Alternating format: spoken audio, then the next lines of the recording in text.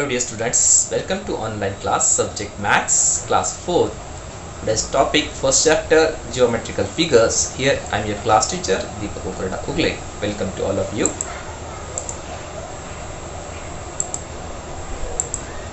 Introduction. Last year we have learned about triangles, square, circle, rectangles and other shapes. इयत्ता तिसरी मध्ये मागील वर्षी आपण त्रिकोण, चौकोन, वर्तुळ आणि आयत या आकृत्यांविषयी माहिती मिळवली होती. Today's chapter we are going to learn more about angles and their types. So let's start. आजच्या या पाठामध्ये आपण कोन आणि कोनाचे प्रकार याविषयी अधिक माहिती मिळवूया. तर चला सुरुवात करूया. डेफिनेशन आधी व्याख्या पाहूया.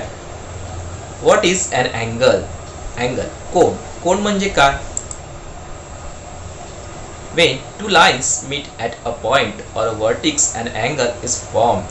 ज्यावेळेस दोन रेषा एकत्र एका बिंदूवर येतात त्यावेळेस कोन तयार होतो. आता हे कोन आपल्याला कुठे कुठे पाहायला मिळतात? हे अँगल्स कुठे कुठे पाहायला मिळतात? Look at the picture carefully. Can you guess what this is? Yes, slide. Yes. Where do you found this slide? Yes, in school as well as in the garden. आपल्याला ही स्लाइड अर्थात मराठीत त्याला घसरगुंडी म्हणतात. ही घसरगुंडी शाळेत आणि बगीच्यामध्ये सुद्धा पाहायला मिळते. We see angles between the ground and the slide. या स्लाइड मध्ये अर्थात घसरगुंडी आणि जमीन याच्यामध्ये आपल्याला एक अँगल तयार झाला दिसतोय. बघा कोन तयार झाला. हा इथे एक कोन तयार झालाय आणि एक कोन घसरगुंडीच्या बाहेरील बाजू सुद्धा तयार झाला आहे. स्लाइडच्या बाहेरील बाजू सुद्धा तयार झालेला आहे.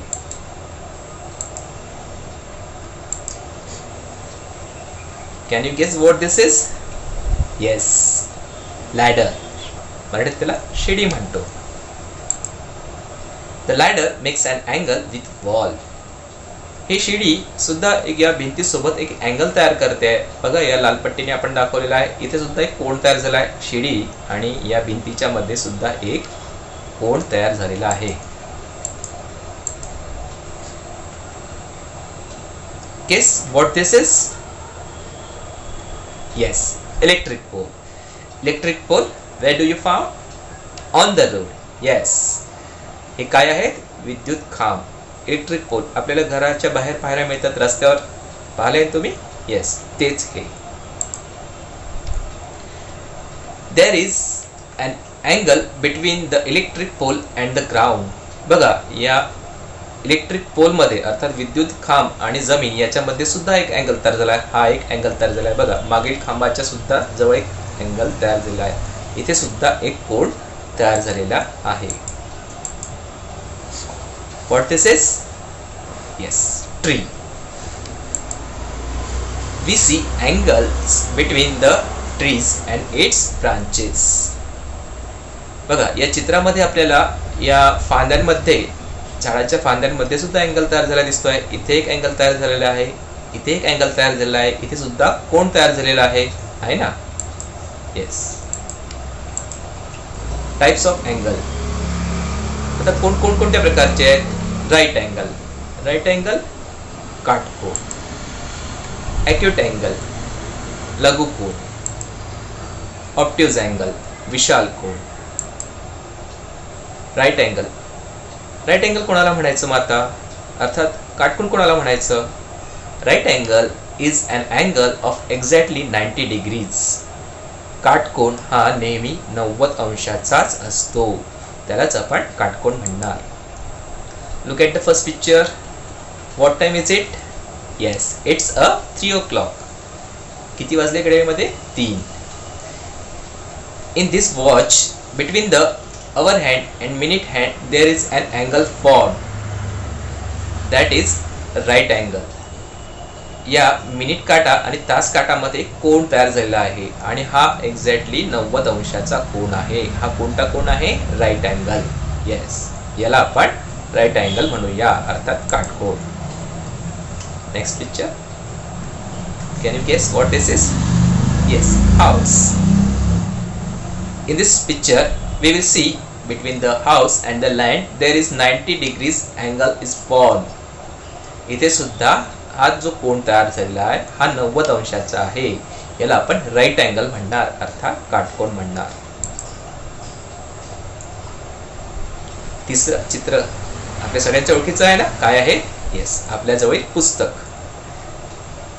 या पुस्तकामध्ये सुद्धा बघा राईट अँगल तयार झालेला आहे. या कॉर्नर्सला इथे आणि इथे हा एक्झॅक्टली 90 डिग्रीचा अँगल आहे. इथे सुद्धा काटकोन आपल्याला तयार झालेला दिसून येतो.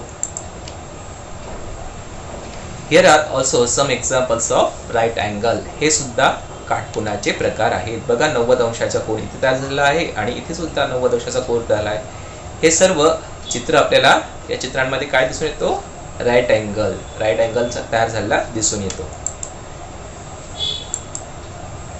नेक्स्ट आहे acute angle. An angle which is smaller than right angle is called an acute angle. Acute angle अर्थात लघुकोन. लघुकोन कोणाला म्हणायचं मग? जो कोन काटकोनापेक्षा लहान असतो, अर्थात राईट अँगल पेक्षा छोटा असतो, त्याला आपण acute angle म्हणणार. See the first picture. What time is it? Yes, it's a 2:20. In this picture, between the hour hand and the minute hand there is an angle formed, that is acute angle.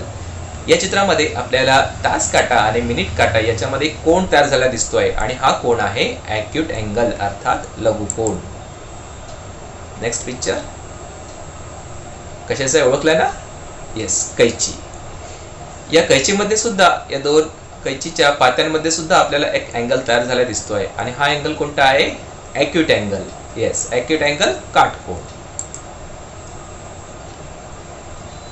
What this is? Yes, this is sign of victory.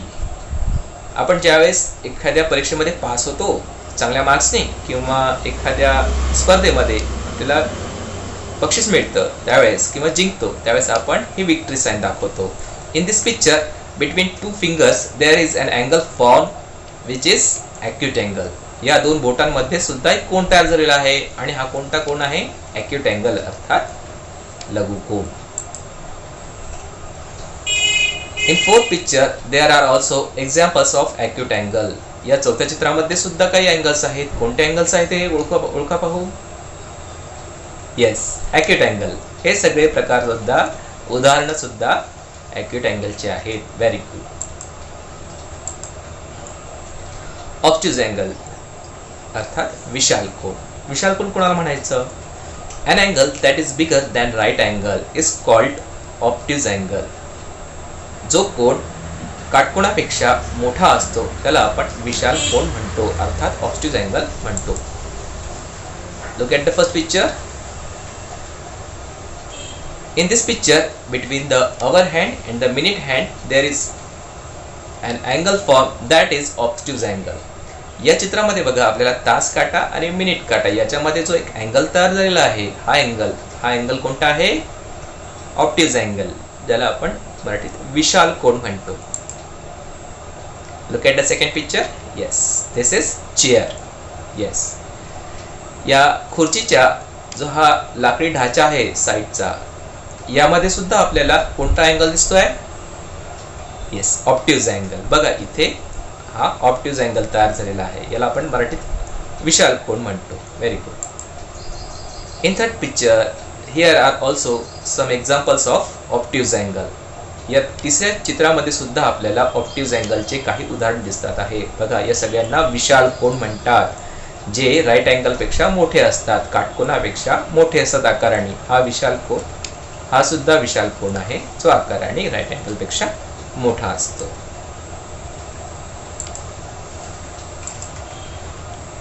Revision. We have learned three types of angle: right angle, acute angle, and obtuse angle. आपण कोणकोणते कोण शिकलो या पाठामध्ये? पहिला right angle. Yes, right angle काटकोन. दुसरा acute angle लघुकोन. तिसरा ऑब्ट्यूज अँगल अर्थात विशाल कोन. तीन प्रकारचे कोन पाहिले. बघा या खालील चित्रावरून आपली संकल्पना आधी स्पष्ट होईल. This is right angle, this is acute angle and this is obtuse angle. Right angle हा 90 अंशाचा असतो. याच्यापेक्षा आकाराने लहान असेल तो ॲक्यूट अँगल म्हणजे लघुकोन, आणि राईट अँगल पेक्षा मोठा असतो आकाराने तो आहे ऑब्ट्यूज अँगल विशाल कोन. हा आहे पहिला लघुकोन, दुसरा आहे काटकोन आणि तिसरा आहे विशाल कोन. Acute angle, right angle and obtuse angle. समजलंय ना विद्यार्थ्यांनो? Yes. Activity. I will give some activity as a homework to you. Observe the figures and write down the angles name. बघा खाली चित्र आपल्याला पाहायची आहे आणि ही अँगल्सची कोणती प्रकार आहेत, या अँगल्सचे नाव तुम्हाला ओळखायचे आहेत आणि त्या अँगल्सचे नाव आपल्याला इथे लिहायची आहेत. ही कोणती अँगल्स आहेत? राईट अँगल आहे, ॲक्यूट अँगल आहे की ऑब्ट्यूज अँगल आहे, हे ओळखायचं आहे. तुम्ही शिकलाय ना, व्यवस्थित काळजीपूर्वक लिहायचं आहे बरं. ही सगळी अँगल्स आपल्या पुस्तकामध्ये दिलेली आहेत. आकृत्या आपण त्या पाहायच्या आहे आणि त्या वहीमध्ये काढायच्या आहे आणि सोबत त्यांची खाली इथे नावं लिहायची आहे आणि मला व्हॉट्सॲपवर सेंड करायची आहे. Second activity, watch the clock and write down the when angle form, mention the time and angle name. आपल्या घड्याळमध्ये सुद्धा काही अँगल्स तयार होतात, कोन तयार होतात. मग ते केव्हा होतात, ती वेळ कोणती, तुम्ही उदाहरणामध्ये पाहिली आहे ना. तर ही सगळी आपल्याला निरीक्षण करायचं आहे की घड्याळमध्ये किती वाजता कोणता तयार कोन होतो आणि ती वेळ आणि कोन अशी दोन्हीही आपल्याला लिहून काढायचं आहे आणि ते लिहून मला व्हॉट्सॲपवर सेंड करायचं आहे. Thank you. We will meet again tomorrow at same time, same place. It means on online class. Till then, goodbye.